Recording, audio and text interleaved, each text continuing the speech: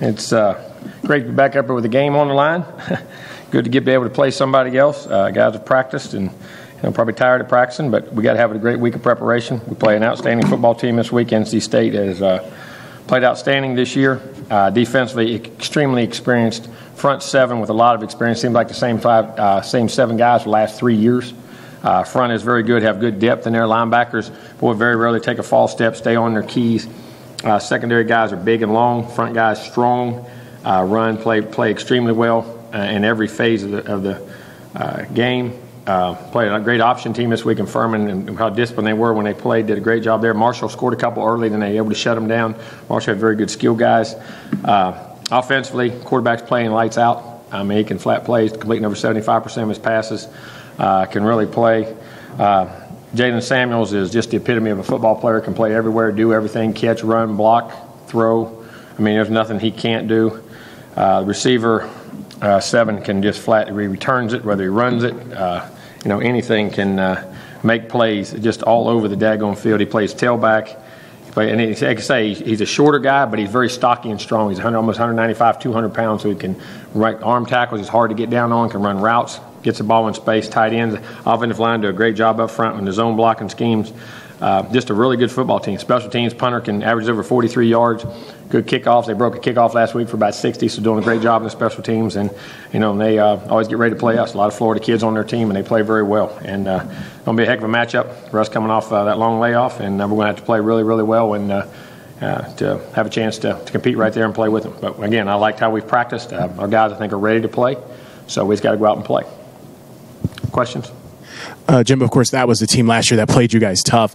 What do you kind of remember about just the way they do things, and what improvements have you seen from NC State from last year to this year? Last year they did a great job of keeping the ball. They converted on third downs, made some plays, won the field position battle. We started most drives backed up, so we had long fields to go most of the game, almost every drive. We had big drives when we had it, didn't have it as much. Defense really played well the second half. They got us the first half a little bit, and then we had some big drives in the second half. We had a big critical drive to get out and win the game, but they play the run real well. They defend well. They don't give up a lot of big plays. Offensively, like I said, the quarterback's very smart, and he's he's very athletic, can run when he has to, knows where he's going with the ball. They did a great job, and they kept the field long on us. And they moved the ball, converted third down. I think we're 8 of 16 on the day for third downs last year, and hit some third and longs, did a great job. Jimbo, have you been able to do anything to catch up on missed practices? On balance, by the end of the week, will you have had the same number of practices you had ordinarily? Or you would have I'm missing what you're saying. Like during a week? Well, just in the time you've been idle, have been able to catch up on the number of practices. Would you have had... No, we're down. We're probably down a couple with playing, but we got 4 in last. We got 3 good ones last week. A shortened one Thursday, and then even a shortened Thursday on Friday because we came back at noon just to trying to simulate getting up and having a pregame meal at 8 o'clock and playing at noon and doing all those things. Try to get them as ready as we could there, but probably down a 1 or 2 overall. But we're in good shape. From playing a number of games we played. And that said, even though James didn't get a chance to have those reps against Louisiana Monroe, I guess in Miami, what has he done in the time you've had in practice meetings or whatever to get to the point to where he's ready? What have you liked about his preparation time? We go against good on good every day. We go good on good against our defense every day, and that's as good as you're going to go against probably in this country, or one of them anyway.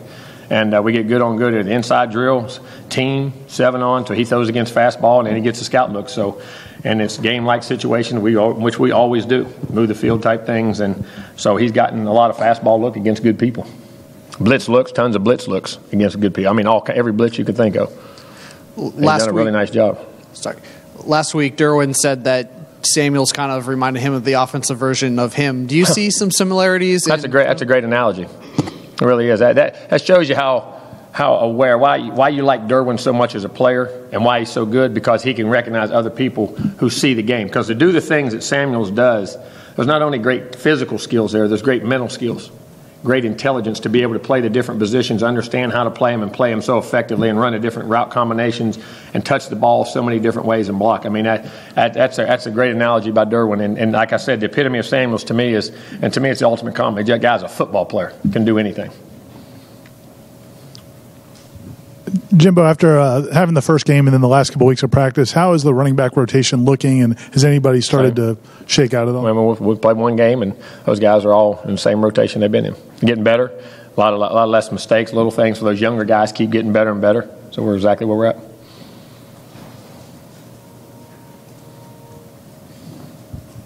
Jimbo, you've been complimentary of Ryan Izzo this entire season, preseason, and you talk about little things that he does. What are examples of the tiny things that he does? How he releases on a route, how he'll chip his way out and know how to help a tackle when he's not a free releaser, and be able to set an edge and help a double team guy and slow a rusher down. How to, on a combo block, make and read on his pulls, on his counters, on his zones, on his backside, the angles in which he gets at, the ability to move him around in different, whether you flex him out, whether you play him on the ball, play him off the ball, block a 280-pound guy, block a 175-pound guy. Run routes. I mean, he had a really good game in the game the other night. He had 3 great catches in that game, a 2-minute offense, which we looked really good at. Like I say, the first half we were outstanding in that game offensively, and he was a big part of just all the little things you don't even see, like the chips on a block, he's reaching up on a stretch block, how to take the edge off that end and help that tackle before his backer gets to him, and if the backer's out, how he'll leave it, and just a great presence of mind around him, how to play the game, and where he can help and where he can't help. And I'm sure a guy like that helps out any type of quarterback, but to have a true freshman, have a younger guy, is there an extra benefit to having that tight end? You hear the adage like that. Oh, yeah. I mean, you got guys that knows what to do, how to take edges off, how to help in protection, and can protect if he has to. Different scenarios like that, no doubt.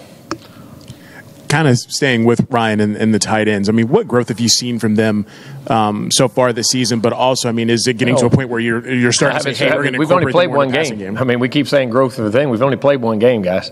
I mean, and they played a great first half and then played a good second half. And that's why we're anxious to get back on the field. But Ryan has been that way the whole way. The young guys, McKitty and those guys are coming on and getting better and what they're doing. And Maven's starting to come back around. I mean, he's not struggling camp. We're just off just a little bit, but now he's getting back and really starting to play. And we'll have to have him because having 2 tight ends is really big. I mean, it's often said in the pro game, tight ends can be a quarterback's best friend. I mean, when you look at what Ryan does and what Maven can be, I mean, do you kind of sense that, hey, they could be someone that James or whoever's behind center can? No doubt. I mean, you got to be able to use them, get shorter routes, ball control, the way they're used. In the pro game, it's actually, I know it sounds crazy, sometimes it's easier in the pro game because they can't get banged and bunched as much as they do in the college game, because you can bang them and hold them and do things. But those guys are big friends, like Nick O'Leary was. I mean, Jameis, always, big completions, certain things. He found that one-on-one. Izzo's one of those guys like that. Maven's developing into that with his athleticism and things he's got. Jimbo, what'd you do the last 2 Saturdays? Did you get to watch any games? I didn't watch many. I was with my kids. Took Ethan fishing on Saturday, spent time with him all day, went on a little boat, and a little John boat, and spent out there all day in the sun and let him fish. I don't get to be with him. Spent time, watched Trey Friday night, and then spent time with him watching his game film on Saturday. He wanted to show me, and then took Ethan fishing and got a little bit of game in on Saturday. That was it, not much at all. Spent most time with my family. I mean, this is the first time in, maybe in your middle school that you haven't had consecutive Saturdays when you were playing football. Did you get antsy? Yeah, last week was a little different because of the hurricane. I mean, the week before, we were getting ready home. You were just getting ready for the hurricane. That was just crazy, working around the house, making sure everything was secured up. This week was like that, and I just spent time with my kids. I'd rather do that than anything in the world. I know you've said I'll before. see enough football. Football can wait. I know you've said before there's a lot of improvement between games 1 and game 2. Can that still be the case, or is it almost like an opener again? We'll find out. I don't know. I mean, I've never been off line. I've never had to do this, so it's new on me too. So all you can do is control what you can control. Practice well, prepare well, know what you're going to do, and go play. So I mean, nobody knows anything after that. And I think we practice well. I think we know what we're doing, and we just got to go play well. Coach, I mean, you said that you didn't get too antsy over these last 2 Saturdays. Are you getting the sense that your players are now getting antsy, just waiting for another chance to play? I'm sure they are. I don't. Like I tell them, don't worry about those things you can't control. I'm sure, but we all are. We all want to play. It feels weird to know that other people are playing and you're not playing. There's no doubt about that. But as far as the other, hey, no sense to get upset about it. It is what it is, and you got to play what you play. And like I say, it was for a reason that was a lot bigger than football. And there's still a lot of families that are still suffering and have things going on with them that we know they're still trying to get helped out and throughout this state. And to me, that's the most important thing. Now we're back in ball. Maybe we can give some of those folks a few hours of pleasure when they get to watch us play. And sometimes that's a good relief of coming back, that normality's coming back. Some people might look at the roster and look at James. He's 6'5", 169. And kind of get a little fixated on that. Are you concerned in any way about James physically being able to hold up to? He played in the highest levels of ball through high school and did well as any of the guys other. I mean, how big was Lamar Jackson when he came out? He wasn't much bigger than that. I mean, he wasn't 180, 180, can run and athletic, and they play ball in the league they play at Belgrade. Trust me, he's been hit, he's been knocked around, he's been beat up. He's a tough guy. He can play at a high level, and just size like that. Sometimes guys like that, the guys you can't ever hurt. Sometimes they are. I mean, he's played at a high level. If I thought that, and I don't mean that, I wouldn't have thought he could play here. You know what I mean? And this kid can run, play, competitive, tough. I mean, you play at Belgrade and come out of that high school system, you're a competitor. You got some toughness to you. What stands out about Bradley Chubb on film? Athletic, long, relentless, can rush the passer, had great two-way go guy, not afraid to beat you. If you ever set him, he'll go inside, can play with power, can run in space. When he drops, and they drop their ends a lot in coverage and different things, they bring different blitzes. And he's, for a big 275, 80-pound guy, he can drop and cover and a curl and a flat and a dig and do different things inside. Coach, with NC State's front seven, I think they're all seniors, all returning starters. Hey, they've been there forever. I know. I was watching. As I go back over film for 2 or 3 or 4 years, man, it's the same dudes. Does it remind you a little bit of Michigan? Because it's interesting how they were freakishly experienced. It seems like the same thing with NC and the linebackers defense. too. I mean, it makes a difference. People don't mean a guy. That's what I keep trying to tell folks in today's ball game. You get young, talented players, and they're super freaky, but every now and then they'll go the wrong way. There are guys, man, they're just always in the right gap. They're linebackers. They see the backside pull. They're just always where they got to be. They're a step ahead, you know what I mean? And that experience at the linebackers and up front. I mean, how they fit and, knowing the defense, when I got the big gap, or if a guy goes wrong, how the backer will fit and make the other guy right. Those little things that you just can't see when you watch tape as a coach, man, you just see it, and they play so well together. I mean, they're really a good group, and they're physical. Jimbo, in terms of special teams the last couple of weeks, what have you been able to do or practice to fix things? Everything. Live, good on good, put good on good people on kickoff returns and punt returns and, everything. Make guys punt under pressure, bringing the top guys. If you ain't the first team punt team, you're on the other side coming at them full speed, just like we do good on good with offense, defense. I mean, they've gotten a ton of live looks, so hopefully we've improved. We felt like we have, and like I say, felt good going in. The things we did were knucklehead things. I mean, like getting split too wide and not putting your arm up. I mean, it wasn't that they didn't know what to do or how to do it, and just, it's not, we got to coach it better, make them sure they understand it every time. But we've gotten good on fastball looks. I know that, a bunch of them. Jimbo, how's Carlos Becker progressing? Seems to be getting better. It's still in time. We'll have to see. It's still a day-by-day, by-week thing. And he did some work this weekend, but I'm sure when they get back like that, they'll be sore, and we'll judge how sore he is today when he's out there doing some rehab stuff or if he gets any practice time. How'd you guys come out last week? I'm sorry? How'd you guys come out last week injury-wise? Good. We're all healthy. That it? Boring without a game, huh? Jimbo, I know you didn't get to watch. I don't know how much you got to watch at Clemson and Louisville, but this conference and early in the season, it seems like it's going to be wide open. It's a great team. I keep saying it. Great coaches, great teams. It's a tremendous conference. I mean, great players. It's wide open. I mean, I got to see some of it. When we got back there in the evening because it was dark. It was getting. We come off all that with the kids a little bit. Got in. Both teams at times look really good. You can see both teams are really good players. But being the national game and national headline, and very well deserved. Looked like Clemson played a heck of a game, and at times Louisville did, and had a couple of chances to make plays and got calls against them, and it got back and changed that game. And then Clemson got on them. It looked like. What's it like watching film with your son? I'm sorry? Fun. I mean, I don't ever critique. He just just show me what his reads are, and I'm not there being a dad. I don't like being a coach. He has a coach and a very good coach. Coach Price and those guys do a great job, and I keep my nose out of it, but I'll watch film and just maybe tell him something technique-wise or something like that, and every now and then. But he likes to talk ball with me. And like I say, I told the poor kid he needs to do something else, but he likes ball too much, and we have good conversations. It's just fun to be a dad and get to watch him.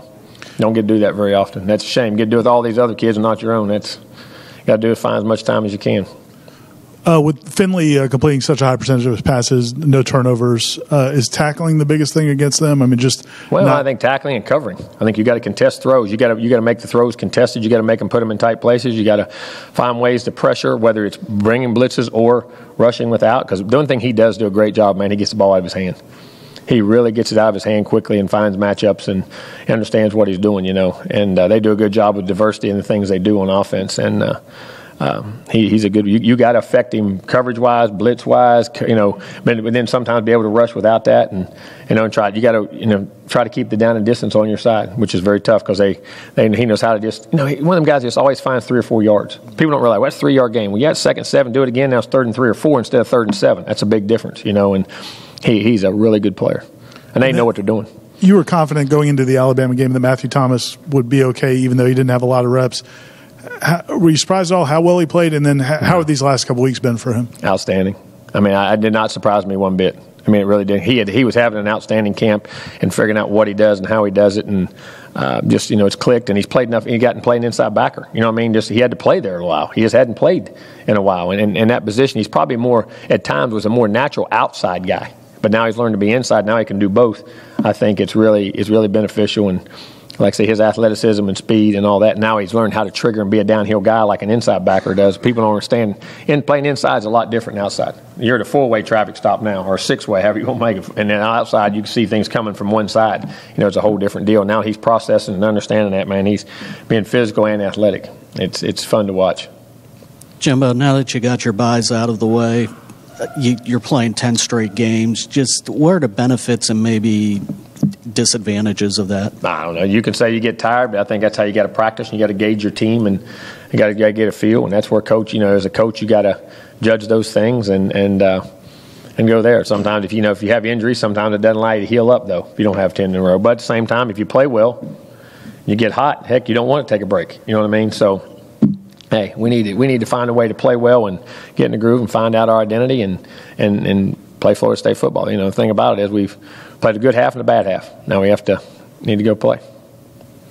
Jimbo, we talked about Bradley Chubb earlier. They have 2 other guys, Hill and Street, that also do a great Hill job. And Street, and they got a whole bunch of them now. Street's power. We recruited the heck out of him. He's powerful, can play on the edge, can play the run. Hill's big inside. they maul you inside. Jones is another one. Big and physical inside. They got depth at those positions, and those guys play the run, pass. They're really good players across the board now. You said about their front 7 being together in so many years, growing that kind of continuity. It just takes time to develop, and once you have it, you kind of just you know how to play. You know what to expect. You know how to play. It's like you know what the guy beside you is going to do, how he's going to do it when the call's there, and if there's little nuances and subtle changes by looks, and you can communicate that and do things. And that's what people don't understand, man. That when you get experience. Boy, there's no substitute for it. Jimbo, with Samuels, what are the challenges defending him when he goes to different positions? Like, how do you keep track of him? How the matchups.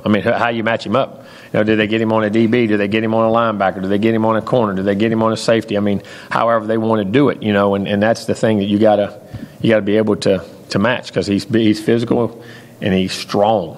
But at the same time, he's very athletic and play in space. There's not many of those guys that have great ball skills, not only short-range ball skills, but long-range ball skills. Judging the ball down. You can have great backs that catch the ball underneath, but can't really judge it way down the field. You know what I mean? It's like a guy being a great infielder, not an outfielder. But he can do everything, man. The guy's he's a good player. Jimbo, were you pleased with the way guys were able to maintain their focus and their intensity when the schedule gets disrupted, the routine? And they've been good for the most part. You can see some guys at times start to say, hey, you got to refocus. They don't see the game. They just practice. But at the same time, they've done a good job. We've gotten after it pretty good, and we've had some really intense practices and gotten competitive. And I think both sides out there keep it competitive for each other. So, what I've seen so far, we've done a pretty nice job.